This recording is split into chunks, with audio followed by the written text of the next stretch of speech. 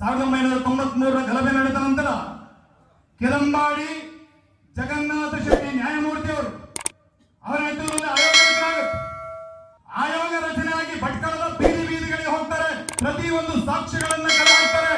ಅನೇಕ 4 ವರ್ಷಗಳ ಕಾಲ ಓಡಾಟ ಮಾಡಿ ಆ ನ್ಯಾಯಮೂರ್ತಿಗಳ ನೇತೃತ್ವದ ಆಯೋಗ ಒಂದು ವರದಿಯನ್ನು ತಯಾರು ಮಾಡುತ್ತೆ. 400 ಪೇಜಿನ 2 ವಾಲ್ಯೂಮ್ಗಳ ವರದಿ. ಆ ವರದಿಯಲ್ಲಿ ಅವರು ಹೇಳ್ತಾರೆ, ಭಟ್ಕಳ ಅನ್ನುವುದು ನೀವಂದುಕೊಂಡ ಹಾಗೆ ಇಲ್ಲ. ಈ ಭಟ್ಕಳದ ಒಳಗಡೆ ಪಾಕಿಸ್ತಾನದ ISI ಸಂಪರ್ಕ ಇರೋರಿದ್ದಾರೆ.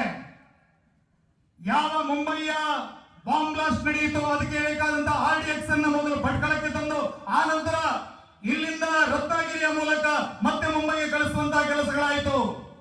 ಹಾಗಾಗಿ ಭಟ್ಕಳ ಅನ್ನೋದು ಗೋಲ್ಡ್ ಸ್ಮಗ್ಲರ್ಸ್ ಗಳು ಮಾತ್ರ ಅಲ್ಲ, ದೇಶದ್ರೋಹಿಗಳು ನೆಲೆಸಿರುವಂತಹ ಅನೇಕ ಜನ ಬಿಡುಬಿಟ್ಟಿರುವಂತಹ ನೆಲ ಅನ್ನುವಂಥದನ್ನ ನ್ಯಾಯಮೂರ್ತಿ ಜಗನ್ನಾಥ ಶೆಟ್ಟಿ ಆಯೋಗ ಕೊಟ್ಟಂತ ವರದಿಯಲ್ಲಿದೆ.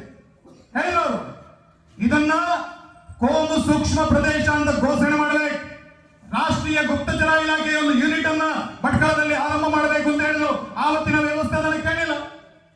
ಅದರ ಪರಿಣಾಮವಾಗಿ ಈ ದೇಶದ ಅತ್ಯಂತ ಅಪಾಯಕಾರಿಯಾದಂತಹ ಭಯೋತ್ಪಾದನೆ ಸಂಘಟನೆ ಇಂಡಿಯನ್ ಮುಜಾಹಿದ್ ಅದು ಭಟ್ಕಳದಲ್ಲಿ ಹುಡುಕೊಳ್ಳುತ್ತೆ.